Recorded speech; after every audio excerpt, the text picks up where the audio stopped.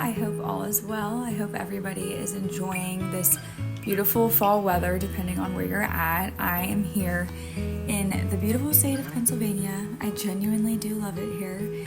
And we are finally getting into crispy, cool fall air, which has been very exciting the past few days. Anywho, no matter where you're at, I'm very excited that you're here and watching this video and tuning along with this channel. If you're new, I am Amber. I am currently pregnant with my second baby. I have one daughter who is 16, almost 17 months old now. And we're just here sharing all of our everyday thoughts that happen in my brain, whether that has anything to do with learning the skills of homemaking, homesteading, the Bible, motherhood, pregnancy, natural health, all the good and wonderful things.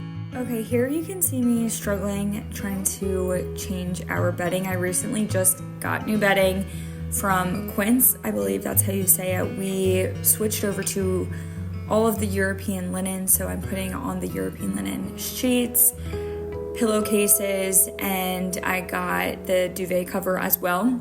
And honestly, what prompted this change was a couple weeks ago, I had to wash our sheets. We just used regular cotton sheets, and I only had one pair, and honestly, it always takes me a full day to wash the sheets and put them back on the bed because I like to air dry everything. So I didn't have the sheets in time, and I don't know if you'll see it in any of these clips, but we have this linen quilt that I put at the bottom of our bed, but since I didn't have the sheets ready in time, I used it as a fitted sheet. And that night, because we co-sleep, my daughter slept so well. Usually when I get up to go to the bathroom throughout the night, because like I said, I'm pregnant, so I'm going to the bathroom a decent amount of times throughout the night, she will wake up and cry until I get back in bed with her. But she didn't even notice that I was gone, and I kind of did it as an experiment for a couple of days and noticed that her sleep was just smoother and better throughout the night with laying on the linen directly. So my husband approved and said we could get linen sheets, and I was so excited because I have been secretly wanting them for a long time, and now we finally jumped on it. So my journey with natural fibers has been honestly ongoing for years since I've started my holistic healing journey. And I will say diving into the dangers of synthetic fibers is quite fascinating because you don't realize how much of an impact these synthetic fibers can have on your skin and your health, and especially your fertility for both men and women. And if there's anything that you take from this, if you are not wearing cotton undergarments, both men and women, you should get on that right away. There's plenty of studies that show how it just tanks your fertility for men and women, and it is just honestly so tragic because you think about the many years that you have been potentially harming your body unknowingly. But the good thing is, with more education and more knowledge, you have the information to do better and take action, and honestly, that's all we can really do from this point forward. So prior to this bedding and mattress, we were actually sleeping on simply just a trifold mattress topper. In the beginning of our marriage, we just used my husband's childhood bed, so I don't even know how long he had that for, and it had, the body divot in the center, and it was just old and it was time for a new one. But in between that and this mattress, we just used a trifold mattress topper, like I said. And we got that because the way that our house is set up, we have a ladder essentially going up to the loft. And within my last pregnancy, I was just not having it going up and down the ladder throughout the night to go to the bathroom. So I found this trifold mattress topper that we could just put in our kitchen/living room area. Our space was really tiny, but it was something that I could fold up every day and just put it in our closet. So we were sleeping on that for, I don't know, maybe a year. And then eventually my husband was desperately needing a new mattress. So I was doing some research and I came across Birch Living, and I've seen a couple of other trusted people talk about Birch Living and how amazing of a mattress it is. So we went ahead and got the Birch Living Natural Luxe mattress, and the day that we got it, my husband was so absolutely excited, and our sleep has been incredible ever since. And it's probably been around 10 months at this point, I would say. So I feel like we've gotten a good grasp on how this mattress feels and how we like it for our sleep. What I was specifically looking for when I was in search of a mattress was obviously natural fibers and natural materials, and that's exactly what Birch does. Their mattresses are made with 100% organic cotton, organic wool, and natural latex from sustainably tapped rubber trees, which is absolutely incredible. And they also are GOTS certified, ensuring that their materials are safe and free from harsh chemicals, which is huge because a lot of mattresses have flame retardants and polyurethanes, which are just absolutely damaging for your health. Something that I absolutely love in regards to the natural fibers used in this mattress is the organic wool, because wool is naturally breathable and temperature regulating, so it keeps you cool and comfortable all throughout the night. It's also free of fiberglass and synthetic flame retardants, like I said. So if you are in need of a new organic mattress, Birch Living is definitely worthwhile to try out. You can use my code, all caps, Amber73268, and I will leave the link below in the description. So now let's chat all about the good and wonderful things about pregnancy. I think at this point when I was recording this was probably sometime last week, I was about 24 weeks. I think I am around 25 weeks now. It's interesting how in the first pregnancy compared to the second, how diligent I was in knowing every day, like I'm 4 weeks and 2 days, 6 weeks and 3 days, just like knowing the in and out, the size, all of it, and how now that I have a toddler, I honestly sometimes forget that I'm pregnant. People will ask me, oh, how are you feeling? And I'm like, why are you asking me how I'm feeling? And then I remember it's in regards to pregnancy. So it's funny how things change as life goes on and you get busier with your days. But I will say that I definitely do pregnancy a bit different compared to other people. I guess it depends on where you're coming from and what your perspective is and what your belief is about birth, labor and delivery, pain, all of that good stuff. Like I shared before in previous videos, I am a licensed nurse, so I went through nursing school. I have seen things in labor and delivery, and I just knew that that route was not for me. I always found it fascinating learning about birth and postpartum and just the ins and outs and everything.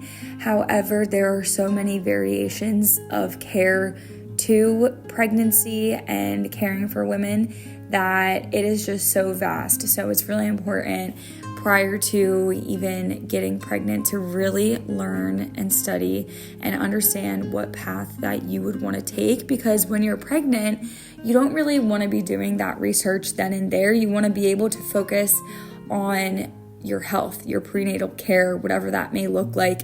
So during college, I would just spend hours and hours and hours listening to different birth stories, and a lot of the birth stories that I would listen to was from the Free Birth Society podcast.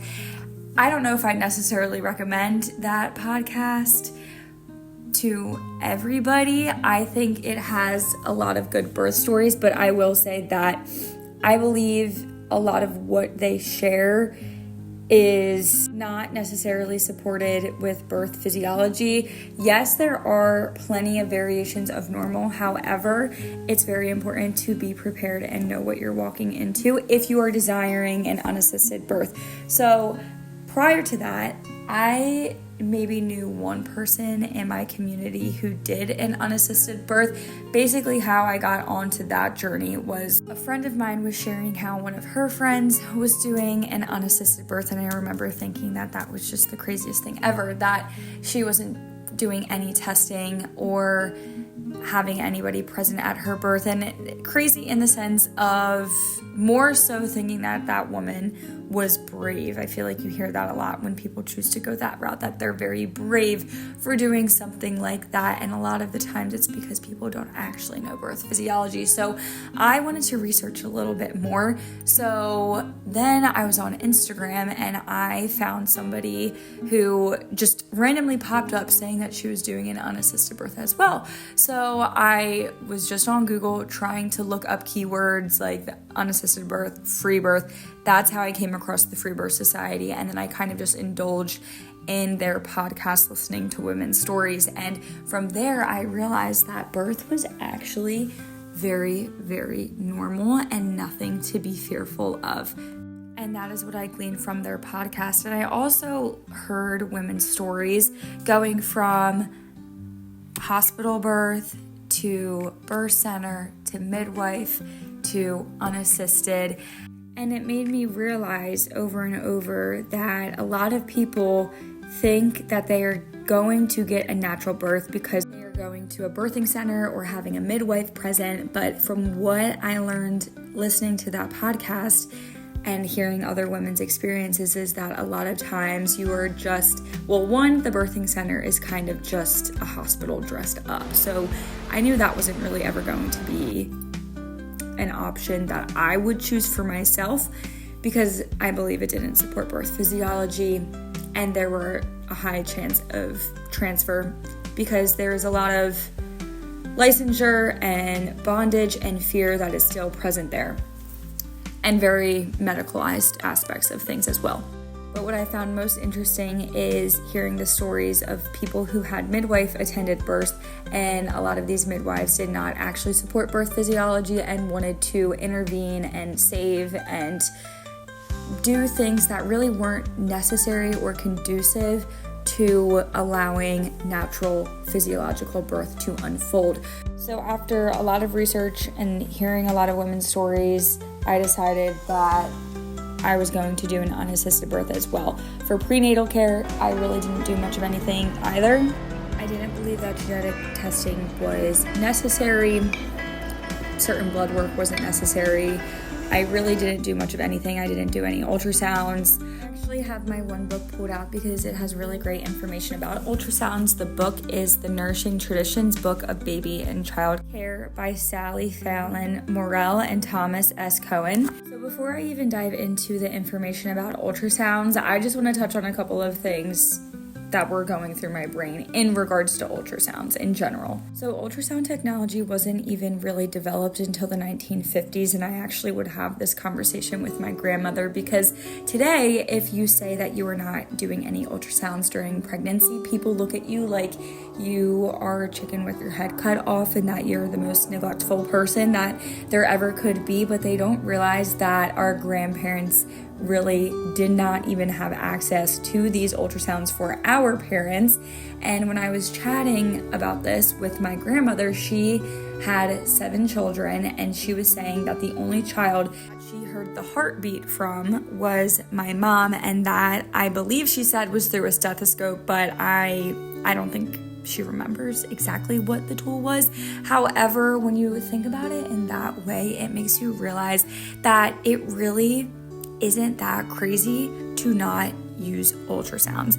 Okay, so what is an ultrasound? An ultrasound uses cyclic sound pressure with a frequency greater than the upper limit of human hearing, which is very interesting to me. So it's essentially used as a diagnostic tool to reveal muscles, tendons, internal organs. The doctors are using the ultrasound screening to determine the gestational age of the fetus, the location, assess the size, position of the placenta, determine the sex of the baby, the presence of twins, monitor fetal growth, all the things, fetal movement, heartbeat, physical abnormalities, and so on and so forth. The test typically lasts for 10 to 30 minutes and is often given multiple times throughout the pregnancy and sometimes even at every prenatal visit, which is kind of crazy. So of course, whenever you hear anybody talking about ultrasound, it is generally described as a safe test because it doesn't use any ionizing radiation, which can pose hazards such as chromosome breakage and cancer development. However, the risks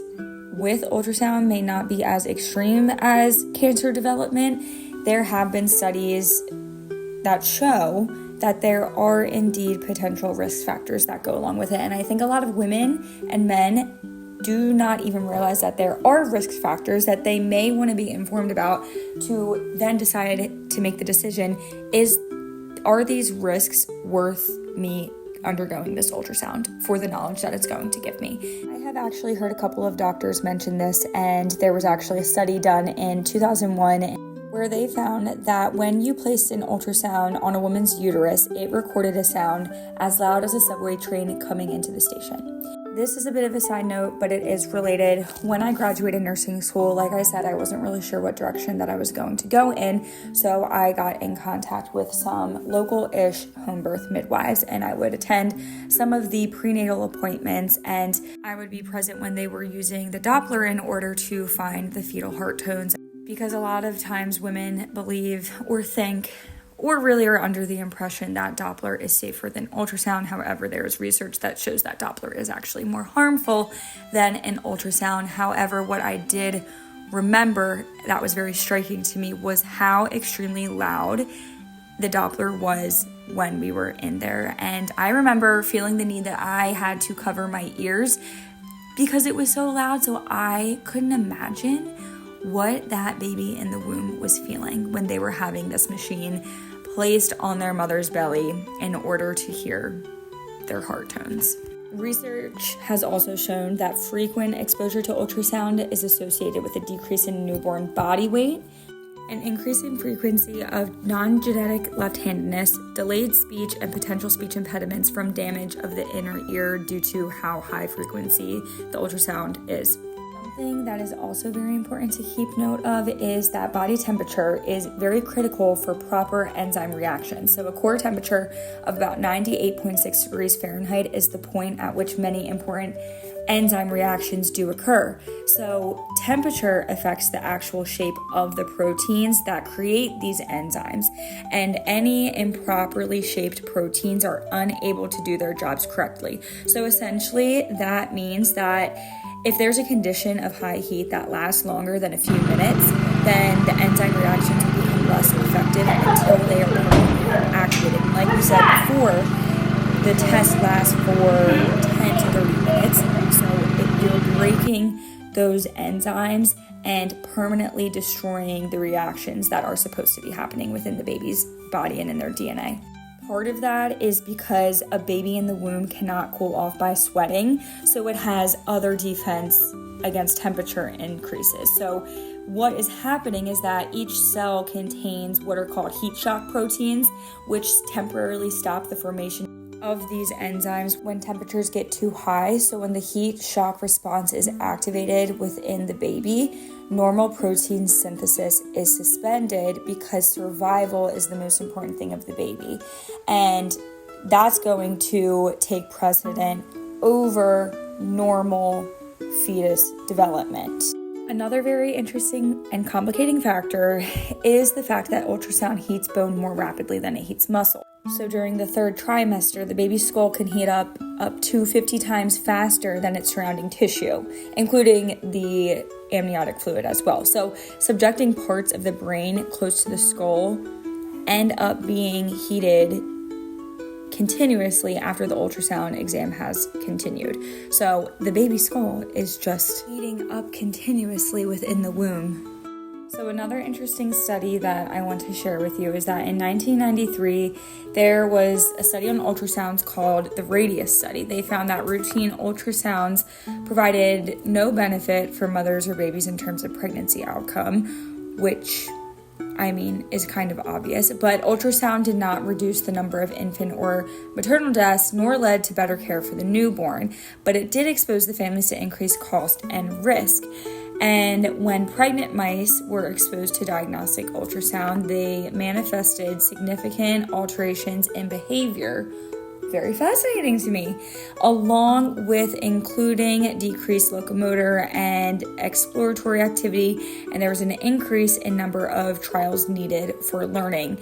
There was another study where mice were exposed to ultrasound, x-rays, and a combination of the two, and the researchers found that the repeated exposure to ultrasound or in combination with the x-rays in particular, obviously had a negative effect on the embryonic development, including impairment of the adult brain function, which is very, very interesting. I said I was just going to share one or two studies, but as I continue on reading, I am just continuously shocked at the information that I did read previously, but as I reread, I'm like, wow, this really is the handful of reasons why I do the things that I do. But in 1997, there was a study from Australia that found that actively dividing cells of the embryonic and fetal central nervous system are most readily disturbed by prolonged ultrasound.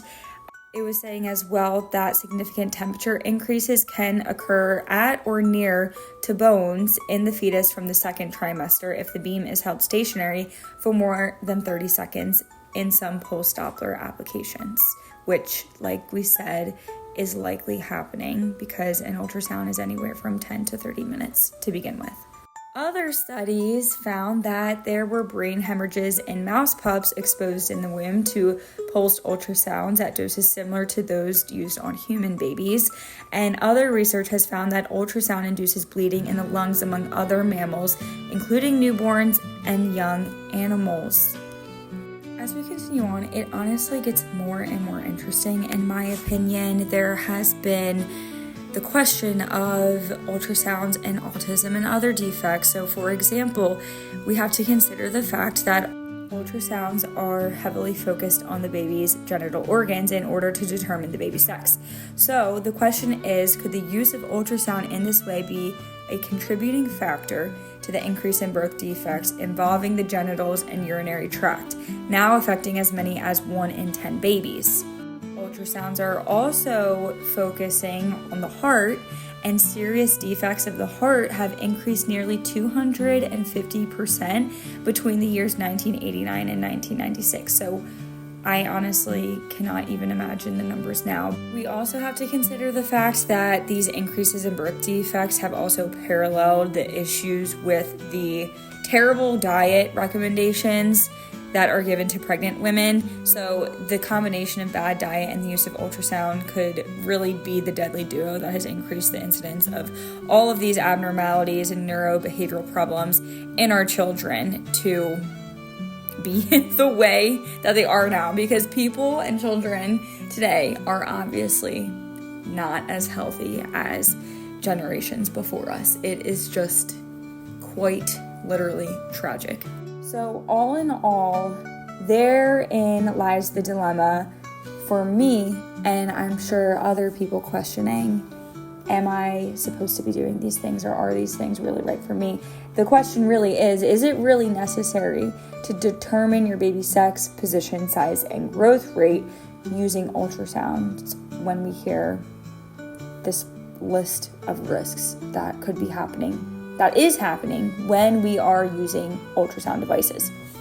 Also, let's be for real for a minute. Ultrasound technicians are wrong almost as often as they are right. So when you are told as a pregnant woman or a family that your baby has some kind of defect or issue, it sets you on this emotional roller coaster. So how many times have you heard people, stories, women talk about that their doctor told them because of their ultrasound they saw X, Y, and Z show up, and then the rest of their pregnancy is filled with anxiety, and then the baby is born and everything's okay, or vice versa. An ultrasound shows that everything's okay, the baby is born and they have a heart defect, something of the like. And it's too much for me. I don't believe we were meant to have all of this information. More information can lead to anxiety, and I knew for myself that I really wanted to trust in the Lord throughout my pregnancy and surrender fully the journey that it is that pregnancy and birth and postpartum is, in order to grow my faith, test my faith, surrender to the Lord what is already His, because this baby in the womb is first His, and it has been given as a gift to me to steward and share the gospel of the Lord to this child. However, when it comes to pregnancy and birth, everybody says that they trust in the Lord, or a lot of Christians say that they trust in the Lord, but when it comes to pregnancy and birth, all of that goes out the window. We need to know everything. We need to test everything. We need to know the gender. We need to know just things that really are not necessary and do not add to labor and delivery outcome for the mom and the baby. So it's a no from me. It's a no from me. There are just too many risks, in my opinion, and for me personally, my conviction is that I am trading knowledge for trust in the Lord, and I want to daily surrender, trust in the Lord daily, especially in pregnancy, because it really is a time where you are growing so much in your faith, so much in your walk with the Lord, and I would hate the ways of the world to persuade me in any which direction. And there were moments in my first pregnancy where practitioners would give me their thoughts or perspectives, and it would lead me down a spiral of anxiety. And I thought to myself, this is exactly why I do not want to talk to certain people about things, because people are just going to give you the information that they want to share without necessarily thinking, because you're very vulnerable when you're pregnant, and especially if you're choosing to go a different route. This has already been quite long-winded, but if this was helpful, please let me know. If you would like more information about pregnancy and birth, let me know. If you have specific questions, prenatals, birthing process, preparing for pregnancy, surrendering, preparing for the pain, all of that stuff, let me know. I am still learning every single day about quite literally everything, and it truly is a journey. And there will be times where my mind is changed due to new information. So if there's anything you'd like to share with me, feel free. I'd love to read. I'd love to learn. And I hope you have a great rest of your week.